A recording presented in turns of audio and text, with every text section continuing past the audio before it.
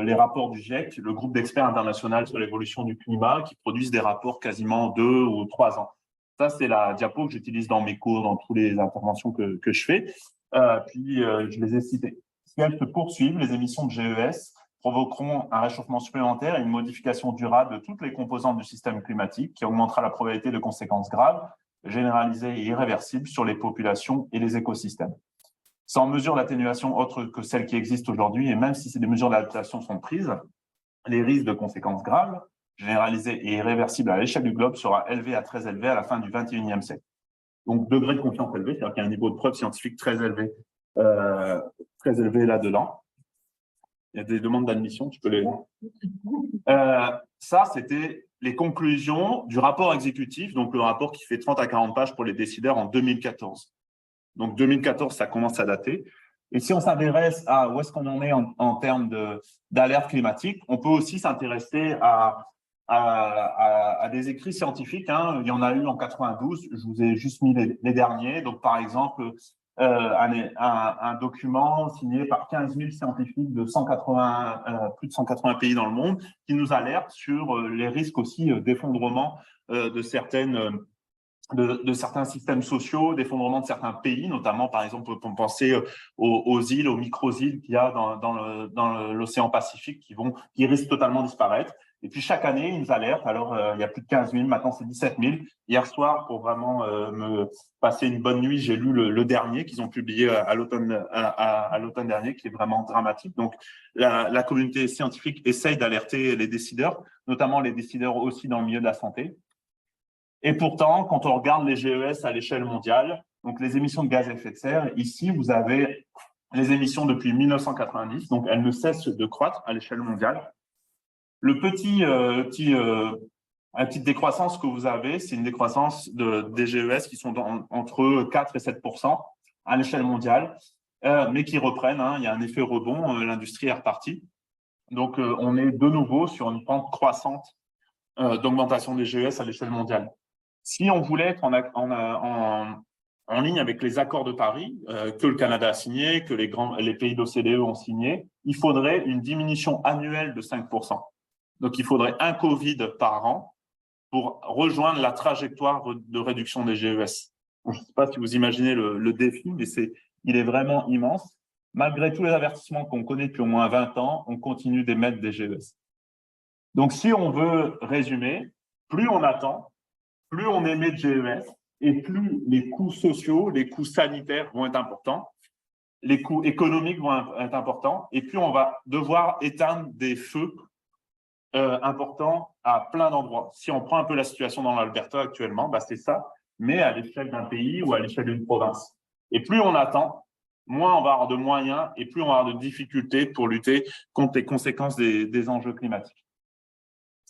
Donc, un des messages clés en termes d'introduction, ce qui est aussi important de comprendre, c'est qu'il y a un écart à peu près de 20 à 30 ans d'une génération d'humains entre les émissions et les conséquences pour la santé ou pour la société. Donc actuellement, là, les conséquences dramatiques qu'on vit actuellement de manière croissante, notamment l'été, mais aussi l'hiver, c'est les conséquences des émissions de GES de nos parents. Donc imaginez que depuis les années 80 et 70, elles n'ont fait que croître les GES. Donc, on peut penser que les conséquences vont être dramatiquement plus élevées pour les enfants qui naissent dans les années 2010-2020. Aussi, les enjeux climatiques, c'est un accélérateur des inégalités sociales, notamment aussi des inégalités sociales de santé. Il y a un gros écart d'inégalité entre les pays émetteurs et les pays qui vivent les conséquences plus dramatiques et qui sont les moins préparés face aux enjeux climatiques. Ici, plus on est en bleu foncé, plus il y a une empreinte carbone par habitant, même ça, qui est très élevée. Donc, vous voyez qu'on est parmi les pays qui ont les plus grosses empreintes carbone au monde. Et puis ici, plus vous êtes en mauve, et plus ce sont des pays qui vivent des conséquences dramatiques pour leur population et qui, en plus, la majorité, ont peu de capacité adaptative, notamment, par exemple, en termes de capacité sanitaire. On peut penser ce qui s'est passé il y a 2 ou 3 mois au Malawi, par exemple.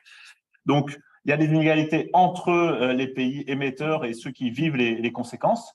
Puis, il y a aussi des inégalités sociales au sein même des pays.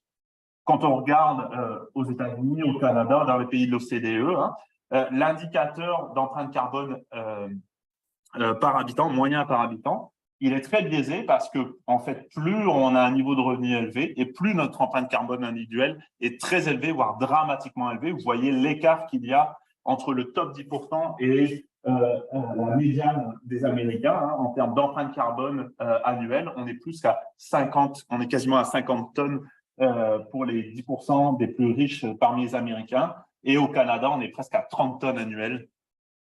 Pour vous donner un ordre d'idée, on doit rejoindre le plus vite possible 2 tonnes annuelles pour rejoindre les accords de Paris.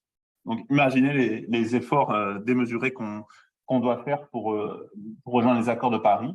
Et puis, parmi les solutions qui existent, c'est de venir toucher soit au niveau individuel et aussi au niveau structurel nos comportements qui viennent nourrir nos empreintes carbone respectives. Si on regarde au Canada, vous avez ici une représentation graphique qui a ses limites, mais qui est quand même intéressant, de la part de l'alimentation, du transport, des loisirs ou des achats qu'on fait, et puis aussi la consommation énergétique liée au logement. Et la part grise que vous voyez en haut à gauche, c'est ce qu'on devrait rejoindre le plus tôt possible pour rejoindre les accords de Paris. Donc, imaginez où est-ce qu'on doit couper dans chaque strate, et puis ce sont des choix individuels, des choix de sociétaux, et puis des choix sanitaires pour réduire notre empreinte carbone, notamment ici au Canada, mais on a les mêmes défis dans d'autres pays ici de l'OCDE. Donc, pour rejoindre ces changements-là, ça passe par des changements structurels, ça passe par des changements sociaux et contextuels, puis aussi des changements de comportement individuel. Le message, hein, c'est qu'on est sur un facteur 9 au Canada, à peu près. On a une empreinte carbone de 18 tonnes en moyenne par personne chez un Canadien. Et on doit diviser par 9 notre empreinte carbone. Ça ne peut pas se faire sans changement de comportement et d'habitude de vie. Ça ne peut pas se faire sans changement structurel ou sociétaux. Donc, c'est vraiment un défi majeur aujourd'hui. Et puis, pour terminer, quand on regarde le Conseil canadien des scientifique qui a listé les conséquences les plus dramatiques pour le Canada, on a bien sûr la santé et le bien-être qui est dans le top 5, top 6 des conséquences les plus dramatiques liées au changement climatique pour le Canada. Et malheureusement, ça date de 2019, puis ça se traduit peu sur les enjeux sanitaires ici au Québec ou au Canada.